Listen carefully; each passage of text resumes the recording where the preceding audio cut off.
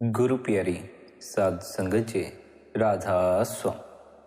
प्यारी साध संगत जी, आप सभी के भीतर बैठे कुल मालिक को प्रणाम, आप सभी को प्रणाम। आज के इस सत्संग में श्री गुरु नानक देव जी की वाणी ली गई है। आज का यह सत्संग बड़ा ही रूहानियत भरा सत्संग रहने वाला। संगत जी, ध्यान पूर्वक सत्संग को अंत तक श्रवण करें। सत्संग द्वारा आपने हमें उस मालिक की रहमत के बारे में विस्तार पूर्वक समझाया हुआ। सत्संग के वचन है, सुख दुख पूर्व जन्म के किए, सो जाने जिन दाते दी। ध्यान पूर्वक सत्संग को समझने का प्रयास करें। आप समझाते हैं, संसार के अनेक लोग दुख और भूख की मार सहते हैं। गुरु साहिब रहस्य खोल रहे हैं कि यह भी उस कृपालु प्रभु की दात है। लेकिन जब हम यह सुनते हैं तो हमारे मन में बहुत हैरानी होती है कि भूख और बीमारी, हर प्रकार के रोग, दुख, संकट आदि को भी गुरु साहिब उस परमात्मा की दया और दात क्यों कहते? हम दुख में बार बार अपने भाग्य और बुरे लेख लिखने वाले विधाता को कोसते हैं, लेकिन आप क्या कहते हैं? आप कहते हैं दुख, संकट, भूख और बीमारी यह सब उस परमात्मा की दात। गुरु नानक साहिब हमें अपना दृष्टिकोण बदलने के लिए समझाते हुए कहते हैं, जो भी सुख दुख आते हैं उस कर्ता के हुक्म के अनुसार आते, और हुक्म या विधान यह है कि जीव को अपने अच्छे और बुरे कर्मों के कारण ही सुख दुख भोगने पड़ते हैं। सो जाने जिन दाते दे। किस कर्म का कब क्या फल देना है, इसका ज्ञान सिर्फ उस कर्ता को ही है। हमें तो अपने इस जीवन से पीछे के जन्म की ही कोई खबर नहीं।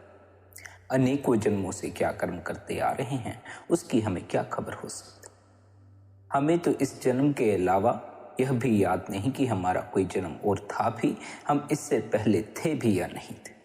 पिछले किए हुए कर्मों की याद फिर कैसे होगी? हमने जो पिछले जन्मों में कर्म किए हैं उसकी खबर केवल उस मालिक को हमारे किए हुए एक एक कर्म की खबर है, और हमारा किया हुआ एक एक कर्म का, चाहे वह अच्छा था या बुरा, हमें उस सभी का फल भोगना। हमें यह मालूम नहीं कि आज हम कौन से पूर्व कर्मों के कारण सुखों दुखों की चक्की में पिस रहे हैं, लेकिन हमारा प्रारब्ध हमारे ही पूर्व जन्म में किए हुए कर्मों के अनुसार लिखा गया। कर्मों के इस विधान में उस कर्ता की रहमत भी छिपी हुई। अब यह सवाल पैदा होता है कि कोई व्यक्ति दुख भोग रहा है, इसमें उस कर्ता की क्या रहमत हुई? इसमें तो उस व्यक्ति को पीड़ा ही मिल रही है, इसमें उसे आराम कहाँ मिल रहा? आप समझाते हैं, जिस व्यक्ति के सिर पर कर्ज का बोझ हो उसे चाहे कठिनाई से उतारना पड़े, पर कर्ज उतर जाने से वह कर्ज के भार से मुक्त हो जाता। उस कर्ता की बहुत बड़ी रहमत है कि वह हमारे सिर पर पड़े कर्ज का बोझ हल्का कर रहा है। हमारे सिर पर कर्मों का कर्ज है। यह कर्ज जब तक उतर नहीं गया तब तक हम जन्म मरण के इस चक्कर से बाहर नहीं हो सकते। मालिक इन दुखों के जरिए, इन कष्टों के जरिए हमारे सिर से हमारे किए हुए कर्मों का बोझ हल्का कर रहा है। जो हमें सुख मिलते हैं वे भी हमारे कर्मों के कारण मिलते हैं। जब तक हम कर्म में फंसे हुए हैं तब तक हम मुक्त नहीं हो सकते। इसलिए आप हमें क्या समझाते हैं कि अच्छे और बुरे दोनों ही कर्मों से ऊपर उठ जाना। ना अच्छे कर्मों से जुड़ जाना है, ना बुरे कर्मों से जुड़ जाना। अच्छे कर्मों से जुड़ गए तो उसका फल भोगने के लिए संसार में आना पड़ेगा। बुरे कर्मों से जुड़ गए तो उसका फल भोगने के लिए संसार में आना पड़ेगा। मुक्ति हासिल नहीं हो पाई, जन्म मरण से छुटकारा नहीं हो पाए।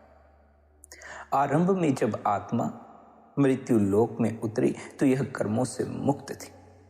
इस पर किसी कर्म का कोई बोझ नहीं था। पर जब इसने पहला कर्म कर लिया तो दूसरे कर्म पर पहले कर्म का, और इसी तरह अगले जो इसने 500 कर्म किए उस पर पहले किए 499 कर्मों का भार या प्रभाव था। हर कर्म साफ शीशे पर पड़े मिट्टी के कण के समान है। वर्तमान अवस्था में कर्मों के अनंत कणों ने आत्मा रूपी शीशे का प्रकाश ढक लिया है। आत्मा जितने बड़े कर्म का भुगतान करती है उतना ज्यादा उसका शीशा निर्मल होता जाता है। घोर पापों का फल भुगतने के बाद आत्मा का शीशा ज्यादा साफ होता है और इसका प्रकाश बढ़ता है। यह प्रकाश इसके ज्ञान में वृद्धि करता है और इसे अपना मूल स्वभाव समझने में सहायता प्रदान करता है। यह उस कर्ता की दया है कि वह आत्मा पर पड़े घोर पापों के पत्थर हटाकर इसके प्रकाश को बढ़ा रहा है। हर एक का अनुभव है कि सुख में परमात्मा को याद करना तो दूर, हम इंसान को भी इंसान नहीं समझते। इसके विपरीत दुख के समय मन में नम्रता आती है। कई बार दुख के समय अपने आप की समीक्षा करते हैं और कई बार ध्यान अपने कर्ता की तरफ जाता है। जिस बहाने से भी ध्यान उस कर्ता की तरफ जाए वह घड़ी मुबारक है। आप कहते हैं स्वार्थ से भी उस कर्ता का ध्यान करना धन्य है। हम जिस कारण भी पानी से स्नान करें, पानी हमारी मैल उतारता है और हमें शीतलता प्रदान करता है। हम चाहे किसी भी बहाने अपने सृजनहार की तरफ मुड़े, हमें उससे रहमत और सहायता मिलती है। कबीर साहिब लिखते हैं, खेत में बीज चाहे उल्टा पड़े या सीधा, वह अंत में अंकुरित हो जाता है। अपने कर्ता को जैसे भी याद किया जाए कल्याणकारी है। परमात्मा की याद भुलाने वाला सुख हानिकारक है और मन में परमात्मा की याद लाने वाला दुख लाभदायक है। इसलिए दुख का हमारे जीवन में होना उस परमात्मा की रहमत है, क्योंकि उसके जरिए हमें उस मालिक की याद आती रहती है। वरना तो हम उस मालिक को भूल ही जाएं। हम इसी भ्रम में पड़े रहें कि यह संसार सत्य। दुख के कारण संसार से जी ऊब जाता है। संसार में फिर जी लगना बंद हो जाता है। कोई बीमारी पकड़ जाए, कोई कष्ट पकड़ जाए, फिर संसार में जी कहाँ लगता है। फिर तो जी घबराया रहता है, भीतर डर बना रहता है, भीतर किसी तरह का कोई चैन मालूम नहीं पड़ता। मालिक से जुड़ जाया जाए तो प्रत्येक तरह का डर, प्रत्येक तरह के रोग से छुटकारा हो सकता। लेकिन बिना दुख के मालिक से कोई जुड़ना नहीं चाहता। सुख के क्षणों में तो व्यक्ति अपने आप में ही खोया रहता है। सुख के क्षण में मालिक से जुड़ने का ख्याल भीतर कभी पैदा नहीं हो पाता। मालिक से जुड़ने का ख्याल तब पैदा होता है जब सुख भी दुख बनना शुरू हो जाए, जब सुख से भी चैन पड़ना बंद हो जाए। चैन पड़ता है मालिक की शरण में, मालिक से जुड़कर। मालिक से हम तब जुड़ते हैं, तब कहीं जाकर हम अपने ख्याल को भीतर मोड़ते हैं, जब हम पर इतना कष्ट आन बरस पड़ता है कि हमारा संसार से जी पूरी तरह उठ जाता है। हम इस संसार से उब जाते हैं, इन रोज की चिंताओं, इन रोज की परेशानियों से उब जाते हैं और सच में रूपांतरित होना चाहते हैं, सच में सबसे छुटकारा पाना चाहते हैं। इसलिए यह दुख, यह कष्ट, यह पीड़ा उस मालिक की हम पर रहमत है। इसके कारण हमारे भीतर उस मालिक से जुड़ने की चाह पैदा होगी। आप कहते हैं हम संत महात्माओं द्वारा वर्णित नरकों का हाल पढ़ते हैं तो आत्मा कांपती है। मन में शंका पैदा होती है कि यदि वह परमात्मा दयालु है तो उसने नरकों की इतनी कठोर यातनाएं क्यों रखी। आप देखें, डॉक्टर टूटी हुई हड्डियों को आरी से चीर देते हैं। वे 2-2, 3-3 महीने का प्लास्टर लगा देते, जिसमें रोगी अपनी टांग या बाजू हिला भी नहीं सकता। कई बार टांग सीधी रखने के लिए टांग को खींचकर पैर के साथ 10-15 किलोग्राम का वजन बांध दिया जाता। सर्जन चीर फाड़ करके अंदर की गंदी नाड़ियां काटकर एक तरफ फेंक देते। कैंसर के मरीजों के बीमार अंगों में से एटमी किरणें गुजारी जाती हैं, जिनसे रोगी तड़पता है। डॉक्टर की यह सारी कार्यवाही निर्दयता और जुल्म की सूचक है या दया और रहम की। डॉक्टर की रोगी के साथ दुश्मनी नहीं होती। वह रोगी को स्वस्थ करना चाहता है, जिसके लिए मरीज को कड़वी दवाइयां पिलानी पड़ती हैं, भूखा प्यासा रखना पड़ता है और बहुत सख्त परहेज करवाता है। इसी तरह वह मालिक भी हमसे सख्त परहेज करवाता है ताकि हम इस संसार में फिर गलत तरह के कर्म न करें। छुरी पर थोड़ी सी मैल लगी हो तो उसे मिट्टी के साथ रगड़ लेते, उस पर मोटा जंग लग जाए तो उसे सान पर लगाया जाता है। सान छुरी को सजा देने के लिए नहीं, इसका जंग उतारने के लिए होती। सुनार सोने को कुठाली में गलाकर पहले उसकी मैल निकालता है, फिर उससे मनमर्जी के गहने बनाता है। नरक भी अस्पतालों और सुनारों या लोहारों की भट्टियों के समान है। नरक सजा घर नहीं, सुधार घर है। ये मन आत्मा पर चढ़ी घोर पापों की मैल को चलाने के लिए।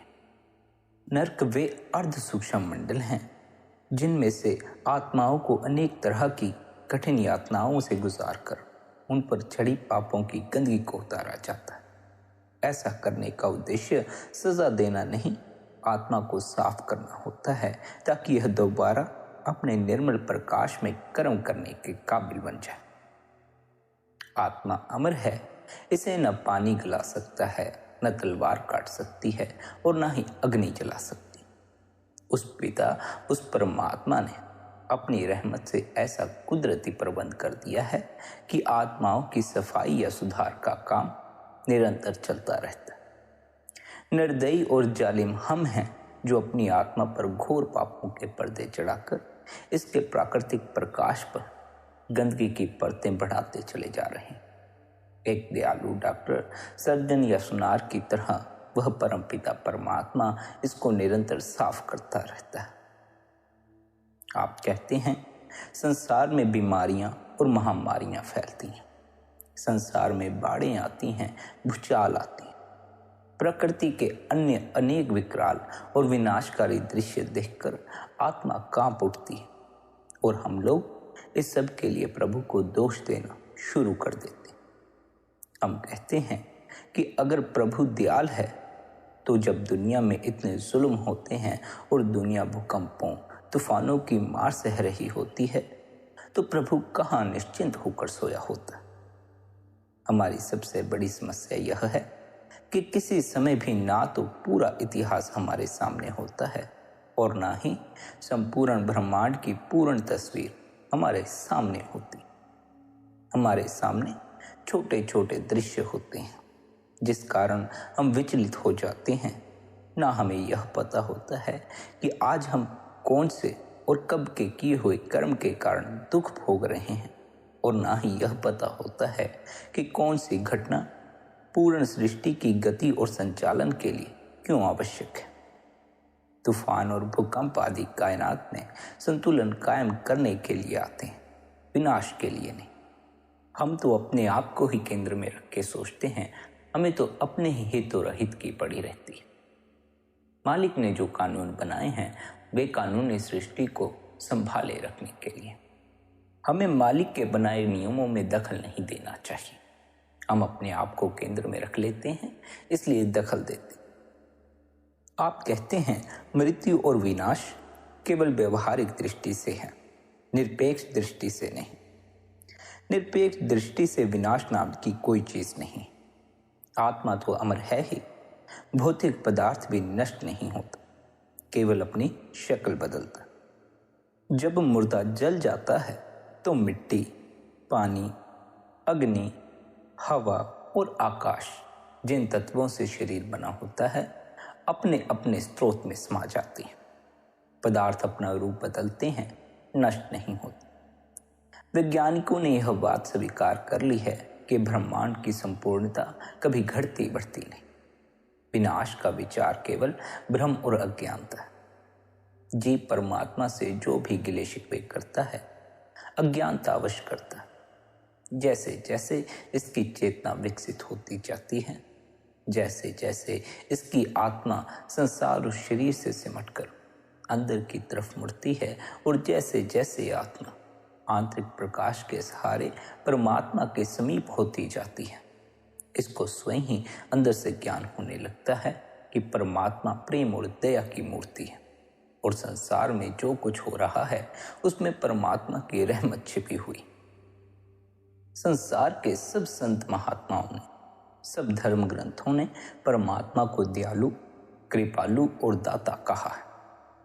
अगर वह दयालु है तो उसका कोई कर्म दया से रहित कैसे हो सकता है? या तो परमात्मा दयालु नहीं और या फिर उसका कोई कार्य दया से रहित नहीं। हम अपनी अधूरी समझ या अज्ञान के कारण दुखों से घबराकर परमात्मा को दोष देना शुरू कर देते। हमें दुखों में उस कर्ता के आगे अरदास करनी चाहिए कि हे प्रभु, हमारे करोड़ों पाप बख्श दो, हमारे अंदर अपना प्रेम और भरोसा पैदा कर दो, हमारा ध्यान अपनी तरफ लगा लो, हमें अपना और अपने नाम का बल बख्शो, हमें अपने प्रेम के रंग में रंग दो और अपने भाने में ले जाओ। जैसे जैसे मन में प्रभु का प्रेम और नाम का प्रेम पैदा होता है, हमारी सोच बदलनी शुरू हो जाती है और धीरे धीरे हम उस अवस्था के नज़दीक होते जाते हैं जिसमें उस दयालु के हर कार्य में दया छिपी हुई नजर आने लगती है। जैसे जैसे जीव के अंदर प्रभु के नाम का प्रेम पैदा होता है और सुरत अंदर शब्द में लीन होती है, वैसे वैसे इसे स्वयं ही पहचान होनी शुरू हो जाती है कि उस दयालु प्रभु के हर कार्य दया समाई हुई है, उसका हर कार्य हमारे भले के लिए। यूं ही संत महात्मा नहीं कहते कि वह परमात्मा जो करता है भले के लिए करता, वह सच में जो करता है भले के लिए करता। यहाँ प्रत्येक व्यक्ति अपने आप को केंद्र में रखकर सोचता है, इसलिए प्रत्येक व्यक्ति को दुख ही नजर आता है, क्योंकि यहाँ प्रत्येक व्यक्ति दुखी ही है। दुख तब तक विदा नहीं होगा जब तक आत्मा परमात्मा में न समा गई। दुख आत्मा के जागरण के लिए बड़ा ही आवश्यक है। दुख के कारण ही हम आत्मा के प्रति जाग पाते हैं कि हमारे भीतर कोई ऐसा तत्व भी मौजूद है जिससे जुड़कर हमारे जीवन से दुख विदा हो सकता है। जो ज्यादा सुखी हो जाते हैं वे अपने आप को ही भूल जाते हैं। जो अपने आप को ही भूल जाता है वह परमात्मा को कैसे याद कर सकेगा। जो ज्यादा दुखी हो जाते हैं वे अपने आप में ही खो जाते हैं। जो अपने आप में ही खो जाता है वह परमात्मा को कैसे याद करेगा। जो दुख में भी मालिक को याद करते हैं, जो सुख में भी मालिक को याद करते हैं, वे ही इस सत्य को देख पाते हैं, जो कुछ वह परमात्मा करता है भले के लिए करता है। हर कार्य में उस परमात्मा की दया समाई हुई। जो अपने आप को ही केंद्र में रखकर जीवन जीते हैं, इतने विराट अस्तित्व की ओर नजर नहीं करते जिनकी छोटी दृष्टि है। उन्हें यह खबर कभी नहीं लग पाती कि हर कृत्य में उस परमात्मा की दया छिपी हुई है। वे परमात्मा को कोसते हैं जब कोई कष्ट आ जाता है। वे परमात्मा को कोसते हैं जब कोई रोग पकड़ लेता। संत परमात्मा को नहीं कोसते। संतों को यह खबर लग जाती है कि उन पर आया यह कष्ट, कोई रोग या कोई दुख उनके किए हुए कर्मों का ही नतीजा। संत किए हुए कर्मों का फल भुगतते हैं। वे फल भुगतने से हिचकते नहीं और उस मालिक की शरण में रहकर उस मालिक का भाना समझकर खुशी खुशी किए हुए कर्म का फल भुगतते। हम भी अपने ही किए हुए कर्मों का फल भुगत रहे हैं, लेकिन हमसे भुगता नहीं जाता। हम तो रोते और चिल्लाते हैं, उस परमात्मा को दोष देते। कर्म हमने किए, दोष परमात्मा को देते। इसीलिए संत गुरु हमें बार बार समझाते हैं, अच्छे कर्म करो, बुरे करोगे तो बुरा नतीजा निकले। बुरे कर्म करोगे तो दुख आएगा, पीड़ा से गुजरना पड़े। अच्छे कर्म करोगे तो जीवन में सुख होगा। अच्छे कर्म करोगे तो जीवन में कष्ट कम होंगे। लेकिन फिर भी इसका कोई हम हिसाब नहीं लगा सकते, हमने पूर्व में कितने गलत कर्म किए। इस जन्म में यदि हम अच्छे कर्म कर रहे हैं तो इसका अर्थ यह नहीं है कि इस जन्म में हमें कोई दुख नहीं आए। पूर्व में किए कर्मों का भी भुगतान करना। इस जन्म में किए गए अच्छे कर्म अवश्य ही हमारे जीवन में सुख लाएंगे और आगे के जन्मों में सुख लाएंगे। लेकिन उसका अर्थ यह नहीं है कि हम पूर्व में किए हुए गलत कर्मों के दुख को भोगने से बच जाएं। जिस दिन हम अपने किए प्रत्येक कर्म का भुगतान कर देते हैं, उस दिन हम सुख दुख की इस नगरी से ऊपर उठ जाते हैं। या फिर जिस दिन हम भीतर गूंजते हुए शब्द से जुड़ जाते हैं, उस दिन हमारे भीतर जो कर्मों का भंडार मौजूद है वह नष्ट होना शुरू हो जाता है। तब फिर हम इस सुख दुख की नगरी से ऊपर उठ जाते हैं। आप कहते हैं जिन्हें मुक्ति हासिल करनी है उन्हें प्रभु के भाने में रहना चाहिए, प्रभु की रजा में रहना चाहिए। जब हम उस मालिक के भाने में रहना शुरू कर देते हैं, तब वह मालिक, वह परमात्मा हम पर अवश्य बख्शिश करता है, हम पर दया मेहर करता है। प्रभु हमारी मेहनत से नहीं, अपनी दया मेहर द्वारा हमें मिलता है। वह जिसको मिलता है गुरुमुखों द्वारा बख्शे गए नाम की कमाई से मिलता है। पर गुरु मंत्र की कमाई वही कर सकते हैं जिन पर उस कर्ता की दया मेहर होती है। रूहानी करनी और प्राप्ति का आदि, मध्य और अंत प्रभु की रजा या दया मेहर। आप कहते हैं, जो मूर्ख यह समझता है कि मालिक की मौज के बिना भी कुछ हो सकता है, उसे पछताना पड़ता है। जो लोग मालिक का दिया हुआ खाते हैं और उसका शुक्राना नहीं करते, वे स्वयं ही देख लेंगे कि उनको इस कृतघ्नता के कारण कितनी चोटें खानी पड़ती हैं। जो कृतघ्न उस कर्ता को भुला देते हैं, वे सदा 84 की चक्की में पिसते रहते। किसको कब क्या देना है, इसका ज्ञान भी उस दाता को है, और जिसको जब जो कुछ देता है वह स्वयं देता है, और उसको दाता मानने वाले बहुत कम हैं। उसकी रजा, उसके भाने में रहने वाले बहुत कम। ज़्यादा लोग तो दातों में ही मस्त हैं, देने वाले दाता की तरफ उनका ध्यान ही नहीं जाता। जो गुरु दातें देता हो, उन गुरुओं के पीछे दौड़ते। जो गुरु दाता से मिला देता हो, उस गुरु की बात नहीं सुनते। दाता मिल जाए तो सभी दातें मिल जाते। दातों के पीछे भागते रहो तो दाता से चूकते चले जाओगे, दाता से दूर होते चले जाओगे। उस दाता की सबसे बड़ी दात उसकी सिफ्त सलाह है। बाकी सब कुछ हमें हमारे कर्मों के अनुसार मिलता है, पर अपने प्रेम, भक्ति और सिफ्त सलाह की दात वह स्वयं दया मेहर करके देता है। जिसको दाता अपने प्रेम या नाम की दात बख्श देता है, वह ही सबसे बड़ा शहंशाह है। संसारिक बादशाहतें तो व्यर्थ हैं। ये ना कभी किसी के साथ गई हैं और ना ही कभी किसी के साथ जा सकती। इन बादशाहतों की कुल मालिक की दरगाह में कोड़ी कीमत नहीं। वह कुल मालिक अपने प्रेमी भक्तों को सच्ची अमर अविनाशी बादशाहत बख्शता है। उसके नाम के रंग में रंगे उसके भक्त ही लोक परलोक में सच्चे बादशाह। उस मालिक के गुण अमूल्य और अमोलक हैं। उसके गुणों का व्यापार भी अमोलक है। जो उसके गुणों का व्यापार करते हैं, वे भी अमूल्य गुणों के भंडारी बन जाते। जो उस कर्ता के गुणों का व्यापार करने के लिए उसकी तरफ आते हैं, वे भी अमूल्य हैं। वे उस दाता से अमूल्य गुणों की दातें ले जाते हैं। जो उससे प्रेम करते हैं और जिनको वह प्यारा लगता है, वे उस अमूल्य परमात्मा में समाकर उसका रूप हो जाते हैं। परमात्मा का स्थापित किया हुआ धर्मराज भी अमूल्य है, और उसके दरबार में कर्मों का हिसाब रखने वाला चित्रगुप्त भी अमूल्य है। धर्मराज का तराजू भी अमूल्य है और उसके बाट भी अमूल्य है। उस अमोलक परमात्मा की बख्शीश भी अमूल्य है, और इस बख्शीश का निशान भी अमूल्य है। उसकी रहमत भी अमोलक है और उसका हुक्म भी अमोलक है। उस अमूल्य अमोलक परमात्मा का किसी तरह भी वर्णन नहीं किया जा सकता। उसके गुण गाने वाले उसके गुण गाते हुए उसमें लिव लगा रहे हैं। वेद पुराण और इनका पाठ करने वाले उसकी महिमा गा रहे हैं। अनेक विद्वान वेदों पुराणों को पढ़कर उसकी कथा या व्याख्या कर रहे हैं। ब्रह्मा और इंद्र उसकी महिमा कर रहे हैं। गोपियां, कृष्ण, शिवजी और सिद्ध पुरुष उसकी महिमा कर रहे हैं। उस मालिक के बनाए हुए अनेक बुद्धिमान व्यक्ति उसका यश गा रहे हैं। राक्षस और देवता उसकी महिमा गा रहे हैं। सुर, नर और मुनि उसकी सेवा करते हुए उसकी महिमा में मगन है। अनेक लोग उसकी महिमा गाना चाहते हैं, पर उसकी पूरी महिमा गा नहीं सकते। अनेक लोग उसकी महिमा गाते गाते थक कर यहाँ से चले जाते।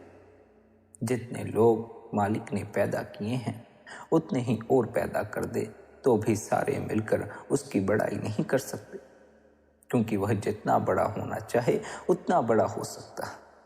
वह अपनी बड़ाई स्वयं ही जानता है। यदि कोई यह अप्रिय वचन बोले कि मैं उस मालिक की पूरी महिमा गा सकता हूँ, तो उसको सब मूर्खों से बड़ा मूर्ख समझना चाहिए। प्रभु के गुण भी अमूल्य हैं और इन गुणों का व्यापार भी अमूल्य है। वह प्रभु प्रेम रूप है, दया रूप है, क्षमा रूप है, ज्ञान रूप और आनंद रूप है। आप परमात्मा की भक्ति करने वालों को भक्ति के व्यापारी कहते हैं। परमात्मा की भक्ति करने वाले भक्तों में भी उस जैसे गुण पैदा हो जाते। प्रभु के गुणों का व्यापार करने वाला व्यापारी भी अमूल्य है और प्रभु के गुणों के भंडार भी अमूल्य है। श्री गुरु रामदास जी की वाणी है, हर के गुण हर पाप दे से गुरते पाए। वह हरि नाम रूप है। जो लोग नाम रूप हो जाते हैं वे हरि को अच्छे लगते हैं। संसार के लोग झूठे माया में पदार्थों का व्यापार करते हैं। हरि के भक्त नाम रूपी अविनाशी हीरों का व्यापार करते हैं। परमात्मा के गुणों को लेने के लिए आने वाले भी अमूल्य हैं और जो उन गुणों को ले जाते हैं वे भी अनमोल हैं।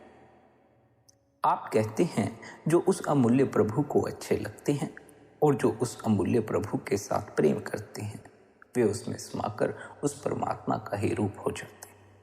फिर उन्हें इस संसार में लौट कर आना नहीं पड़ता, उनकी मुक्ति हो जाती। प्रभु की दात उस जितनी ही बड़ी है। जिस पर वह दया करता है उसको अपने साथ मिलाकर अपने जैसा ही बना लेता है। ना प्रभु का मूल्य आंका जा सकता है और ना ही उसके भक्तों का मूल्य आंका जा सकता है। उस कर्ता की दया भी अकथ है, उसका हुक्म भी अकथ है। वह जीवों पर इतनी बख्शिश करता है कि उसको बयान ही नहीं किया जा सकता। यदि सारी दुनिया के लोग उस कर्ता को बड़ा बड़ा कहना शुरू कर दें तो उसकी बड़ाई बढ़ नहीं जाती। यदि सभी मिलकर उस कर्ता की निंदा करना शुरू कर दें तो वह छोटा नहीं हो जाता। वह सदा एक रंग, एक रस और एक रूप रहता है। आप कहते हैं इस सत्य को समझने का यह सुंदर ढंग है कि उस कर्ता की बड़ाई का वर्णन कर सकना असंभव है, क्योंकि जितनी अधिक कोई उसकी बड़ाई करता है वह उसको उतना और अधिक बड़ा लगना शुरू हो जाता है। अपनी बड़ाई वह प्रभु आप ही जानता है। हम उस परमात्मा की बड़ाई नहीं कर सकते। यदि कोई अज्ञानवश इस तरह के अप्रिय वचन बोले कि मैं उस परमात्मा की महिमा जान सकता हूँ या उसका वर्णन कर सकता हूँ तो उसे सब मूर्खों से बड़ा मूर्ख समझना चाहिए। संसार का सबसे बड़ा दार्शनिक सुकरात कहता था कि जब मैं बहुत छोटा था तो यह समझता था कि मुझे सब कुछ पता है। जब मैं थोड़ा बड़ा हुआ तो मुझे महसूस होने लगा कि मुझे कई बातों का पता नहीं है। अब बुढ़ापे में पहुंचकर मैंने यह महसूस किया है कि मुझे कुछ भी पता नहीं है। जिसे जितना ज़्यादा ज्ञान होता है उसको महसूस होता है कि उसे कुछ भी ज्ञान नहीं। जिसको जितना कम ज्ञान होता है वह खुद को उतना बड़ा ज्ञानी समझता है। इसी तरह जितना कोई साधक प्रभु के नज़दीक होता जाता है उतना ज़्यादा अपने आप को तुच्छ महसूस करता है। प्रभु से नज़दीकी ही सच्ची नम्रता की जननी है। जब तक हम प्रभु के निकट ना हुए हमारे भीतर सच्ची नम्रता पैदा ना हो सकेगी। मालिक के निकट हो जाना है तो भीतर गूंजते शब्द की ध्वनि को पकड़ो। भीतर मौजूद अनहद नाद की ध्वनि को पकड़ो, नाम की ध्वनि को पकड़ो। वह अनहद नाद परमात्मा का रूप है। यह वर्णन से परे है, उसका कोई बयान नहीं कर सकता। जो अपने भीतर उतरकर उस ध्वनि को सुनता है उसके लिए उस ध्वनि, उस शब्द को बयान करना मुश्किल हो जाता है। यही कारण है कि संत सद्गुरु हमें उस शब्द की खबर नहीं दे पाते जिस शब्द से हमें जुड़ना है, क्योंकि वह शब्द बयान में नहीं आता। हमें उस शब्द से जुड़ने के लिए सद्गुरु बार बार उपदेश करते हैं कि अपने भीतर उतरो, ध्यान करो, भजन सिमरन करो, भीतर का अनुभव करो। भीतर का अनुभव करेंगे तो वह शब्द पकड़ में आ जाए। जब तक शब्द हमारे अपने अनुभव में नहीं आया तब तक हमें समझ न आएगी कि सद्गुरु के शब्द से जुड़ने की बात कर रहे थे, किस अनहद नाद से जुड़ने की ओर सद्गुरु हमें इशारा देते। यह तो अनुभव से ही पता चलता है कि शब्द क्या है, नाम क्या। बिना अनुभव के यह कभी समझ में नहीं आने वाला, और यह समझ में आता नहीं, यह समझ से परे है। इसलिए इसका कोई बयान नहीं किया जा सकता। इस अनहद की ध्वनि का वर्णन नहीं किया जा सकता। इसका केवल अनुभव किया जा सकता है। अनुभव के लिए ही सद्गुरु हमारे ख्याल को भीतर मोड़ने के लिए अनेकों प्रयास करते हैं, अनेकों ढंग से उपदेश को समझाते हैं, ताकि किसी तरह हम अपने ख्याल को भीतर की ओर मोड़ें। जब तक ख्याल भीतर ना मुड़ा तब तक अनहद की ध्वनि सुनाई ना पड़ेगी। जब तक ख्याल बाहर भटकता है, अनहद की ध्वनि से चूकते चले जाओगे, भीतर का शब्द सुनाई ना पड़ेगा। बाहर की तरफ ख्याल रहा तो मन न ठहरेगा, फिर भीतर संसारिक ख्याल चलते रहेंगे। कोई ना कोई ख्याल भीतर आकर चोट मारता रहेगा, जिस कारण भीतर के शून्य की खबर नहीं लग पाएगी। ख्यालों का कोलाहल ही, विचारों का कोलाहल ही भीतर के शब्द की ध्वनि को सुनने नहीं दे। यह मन ही, हमारे ख्याल का बाहर भटकना ही हमें भीतर के शब्द से वंचित कर देता है। भीतर जो हमारे अनहद की ध्वनि हो रही है, उससे जुड़ने नहीं देता। जब तक हमने अपने ख्याल को भीतर न ठहराया, तब तक शब्द की ध्वनि हमें सुनाई नहीं पड़ने वाली। अनहद की ध्वनि हमें सुनाई नहीं पड़ने वाली, तब तक हमें सच्चे नाम की खबर नहीं लगेगी। जब हम अपने ख्याल को भीतर ठहरा लेते हैं, तब हमें भीतर मौजूद शब्द भी सुनाई पड़ना शुरू हो जाता है। वह शब्द हमारे अनुभव में तब आता है जब हम अपने ख्याल को भीतर ठहरा लेते हैं। हमारा मन बाहर भटकना बंद कर देता।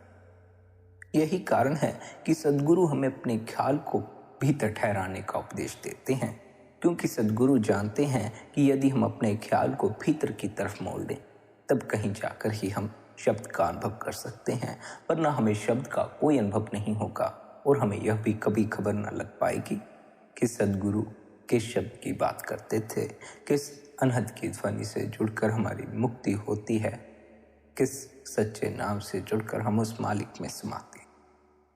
ख्याल को भीतर ठहराने का प्रयास करो। ख्याल को भीतर ठहराने में समर्थ हो गए तो शब्द अपने आप पकड़ में आ जाए। मन को भीतर ठहराने का प्रयास करो।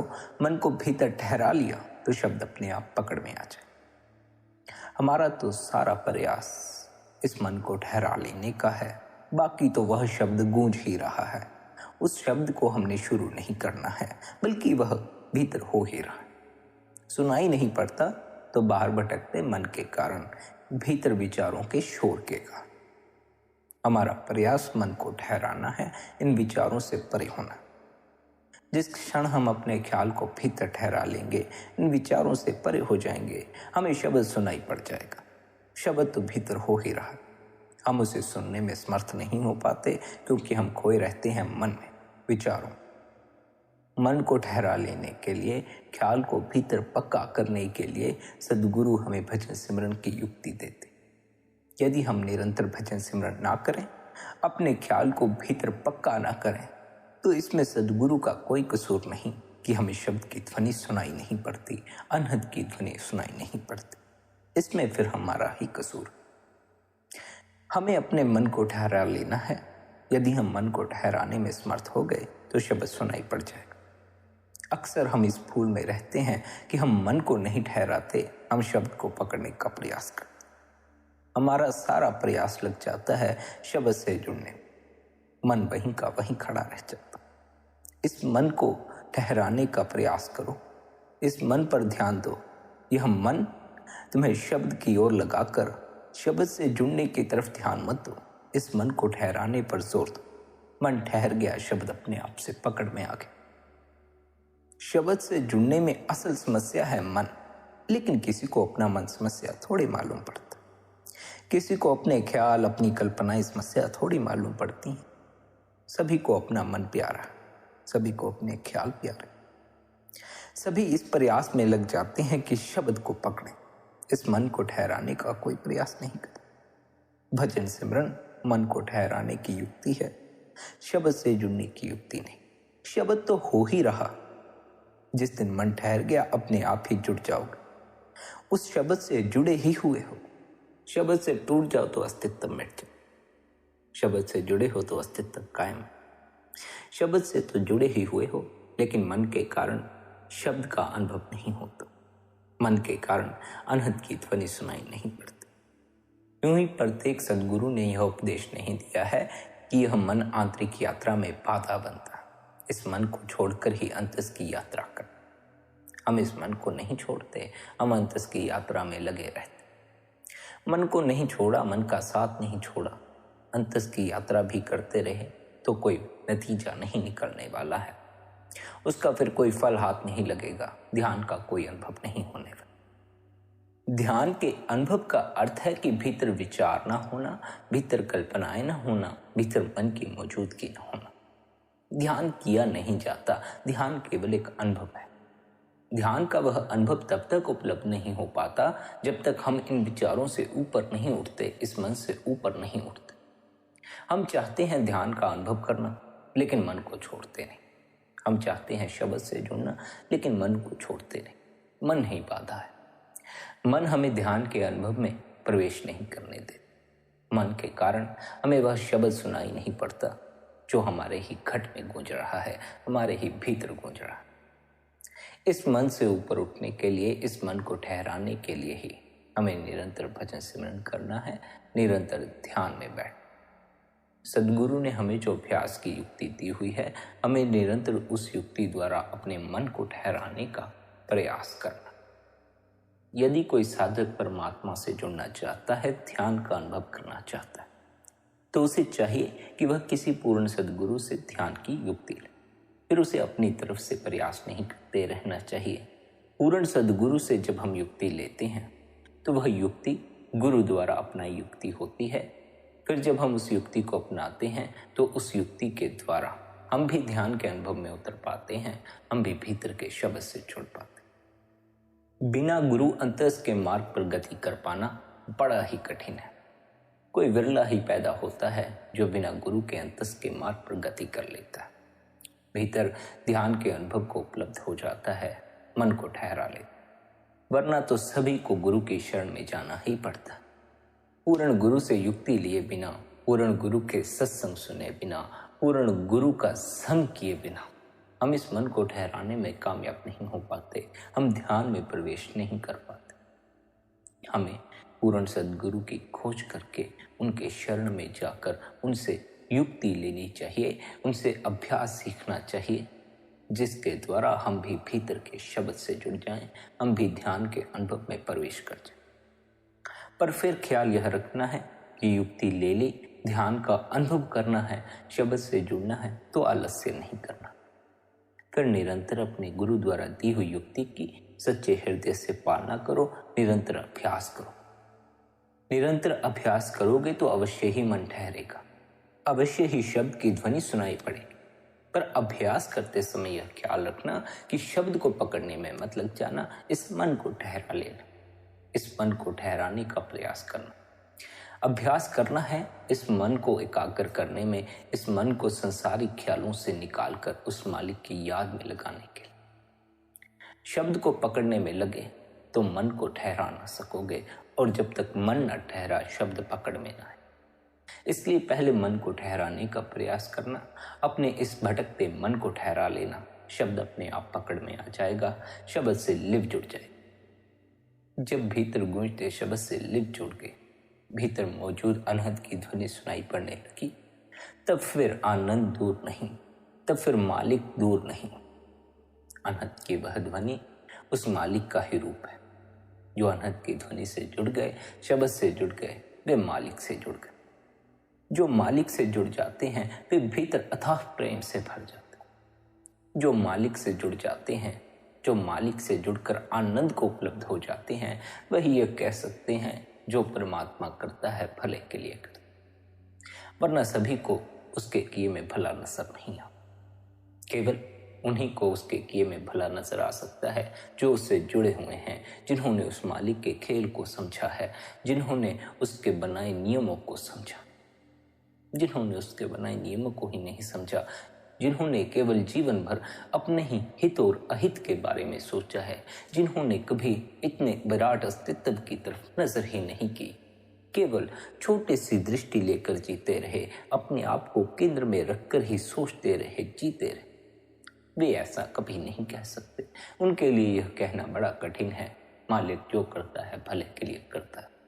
उनके लिए उसके हुक्म में रहना कठिन है, उसकी रजा में रहना कठिन है।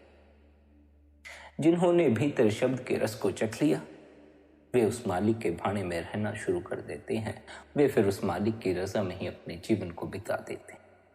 उनके लिए जो परमात्मा करता है सब ठीक करता। संगत जी, हमें भी अपने भीतर गूंजते शब्द से जुड़ना, ताकि उससे जुड़कर हमें भी सत्य की समझ आनी शुरू हो, परमात्मा की रहमत की समझ आनी शुरू हो, उसकी दया मेहर की हमें समझ आनी शुरू हो कि वह किस किस ढंग से हम पर दया मेहर करता। वह मालिक तो हम पर दुखों के जरिए, कष्टों के जरिए, बीमारियों के जरिए भी दया मेहर करता है, लेकिन हमें वह दया मेहर की तरह मालूम नहीं पड़ती। उसका कारण यही है कि अभी हम उससे जुड़े नहीं, अभी हमारा परमात्मा के प्रति भीतर पूर्ण प्रेम नहीं। जिससे हमें प्रेम हो जाता है, उसकी दी हुई पीड़ा भी हम बर्दाश्त कर जाते। हमारा मालिक से अभी प्रेम नहीं होगा, इसलिए शायद हम उसके दी हुए कष्टों को स्वीकार नहीं कर पाते, उसे कोसते हैं। जिस दिन हम पर उस मालिक की बख्शिश हो गई, जिस दिन हमें सच्चे प्रेम की खबर लग गई, उस दिन हम उस मालिक के प्रति शुक्राने से भर जाएंगे। उस मालिक का शुक्र करते नहीं थकेंगे कि उसने हमें जीवन दिया, जीवन भर संभाला, इन दुखों के जरिए अपने आप से जोड़ा, इन कष्टों के जरिए अपने आप से जोड़ा। उस मालिक के भाने में रहने की ताकत भीतर गूंजते शब्द से जुड़कर हासिल होती है। इसलिए निरंतर अभ्यास करें, निरंतर भजन बंदगी करें। जो आपके गुरु महाराज ने आपको भीतर गूंजते शब्द से जुड़ने के लिए अभ्यास की युक्ति दी, निरंतर उस अभ्यास की पालना करें।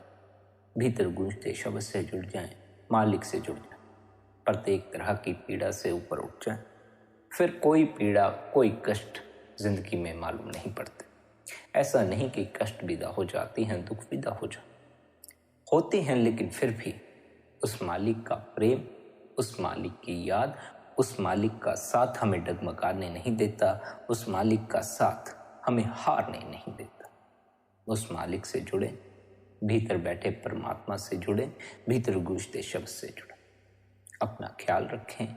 आज का यह सत्संग यदि आपको अच्छा लगा हो तो आज के इस सत्संग को आप अपने मित्रों और संबंधियों के साथ शेयर भी कर सकते हैं। साथ ही आप शबद सत्संग चैनल को सब्सक्राइब करके हर रोज सुबह 5:30 बजे सत्संग का आनंद ले सकते हैं। इतने प्रेम और प्यार से आपने सत्संग को सुना, उसके लिए आप सभी का धन्यवाद। सत्य के प्रति जागें, परमात्मा से जुड़ें, जीवन को रूपांतरित करें। राधा स्वामी।